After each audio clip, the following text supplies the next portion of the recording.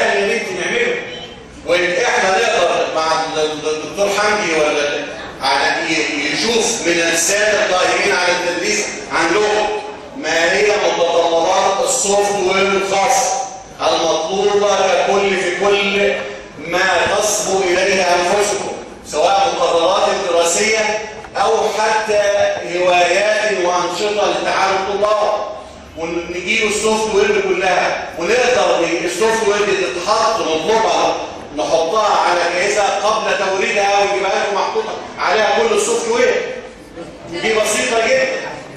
يعني نقدر نجيب ان شاء الله موافق رئيس الجامعه، نقدر نجيب 20 جهاز.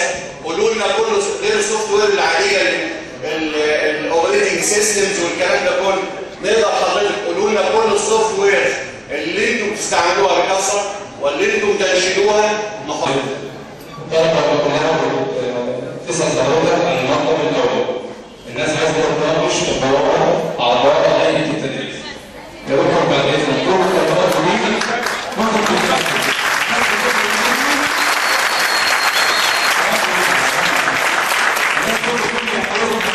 الناس عايزة تناقش أعضاء هيئة التدريس. فاتفضل مشروع مرة الناس عايزة تسأل تسمع الإجابة.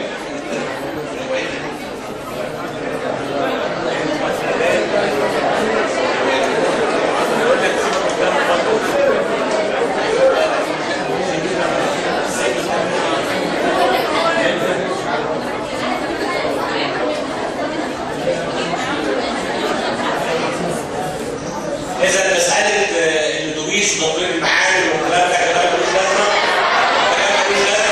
ونتكلم بطريقة أعضاء التدريس. واضح إن الرسالة لو قلتها الأول ما وصلتش. كويس، واضح إن الرسالة ما وصلتش. إذا كل ما أنتم طالبينه ده ملوش لازمة. زميلكم مش قاعد كده؟ مش قاعد كده؟ يا دكتور مصطفى لازم حضرتك لحظة بس. ثواني. هي المطالب اللي على الطلبه كلها، بس في مطلب مثلا او مطلبين لهم اولويه بالطلاب كلها مش لشعبه واحده. اللي هو في اعطاء التدريس. النهارده انا لما في عضو هيئه تدريس يجي هات للطلبه تمام؟ يعني يتقال ان هو ما ينفعش يمشي وهو عضو منتدب او عضو هيئه رئيس منتدب ما يمشي. حضرتك هتقول لي خلاص انا حاولت على الموضوع ده. انا حاولت على الموضوع ده. كويس؟ بس للاسف برضه رسالتي ما وصلتش. لا ما وصلتش. الطريقه اللي اتكلم بيها زميلك بتقول ان رسالتي ما وصلتش. هقول لطلبه جامعه اسيوط ان كليه التربيه عملت كده بالفعل. طلبه جامعه اسيوط كلهم من مختلف الكليات موجودين طلبونا مع زمايلهم طلبه كليه التربيه دلوقتي.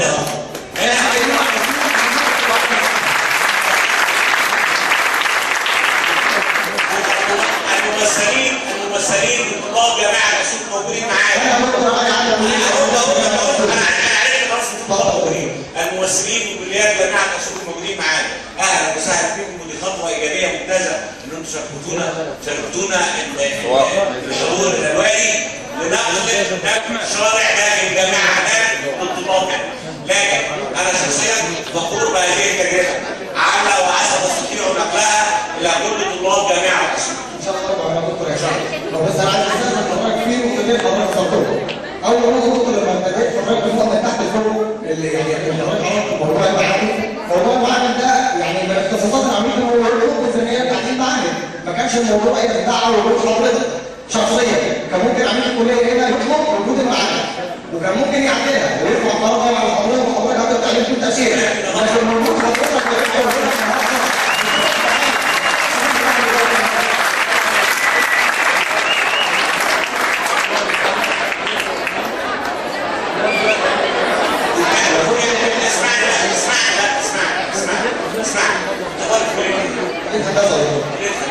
خلي بالك معايا. دلوقتي انا قعدت مع الطلاب وقالوا لي شويه حاجات احنا محتاجين نعملها. ما خدتش مني دقيقتين في عرض الراي كويس وانا تركت الامر ليهم ولعميد الكليه. ما خدتش انا في القرار.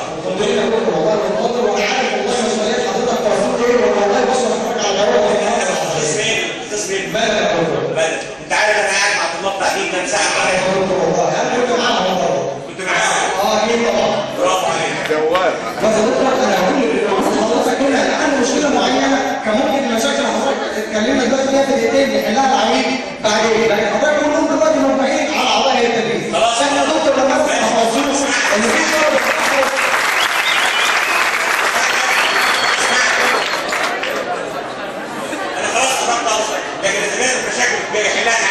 ما انا جاي ايه؟ طب انا مروح. العميد هنا المفروض ان هو الاداري الاول المسؤول عن اداره الكليه، يعني له حق بالسلطه في اخذ اي قرار، اذا الوجود ملوش لازمه انا كنت شايف كده. مظبوط كده. لحل مشكله اكبر. ايه المشكله؟ انت جاي تعمل مشكله انت؟ لا بص المشكله ولا جاي تساعد الطلاب على تسويق حضاري مظبوط؟ انت جاي تعمل مشكله مظبوط؟ لا يا والله انا جاي مش هضرب معاهم، انا جاي احضر مشكلتهم على التدريس نفس مشكله التعليم. مشكله التعليم اتحلت ولا ما اتحلتش؟ مشكله التعليم اتحلت برضه وانا سكتها. طيب زي ما حليت مشكله التعليم هحل المشكله دي ان شاء الله ربنا يرحمه.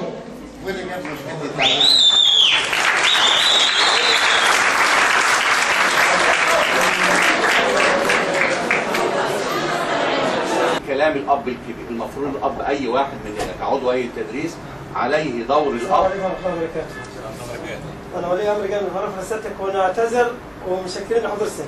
الله يبارك فيك. شكرا. نعتذر ومشكرين. شرفت. شكرا. انا جاي من فرح 500 كيلو عشان اعتذر لسيادتك. لا ما حصلش حاجه، كلهم اولادنا كلهم كلهم اولادنا واحنا مكانك وبنتنا اي واحده من دول احنا انا في مقدمه انا ورئيس الجامعه البودي جارد ليها.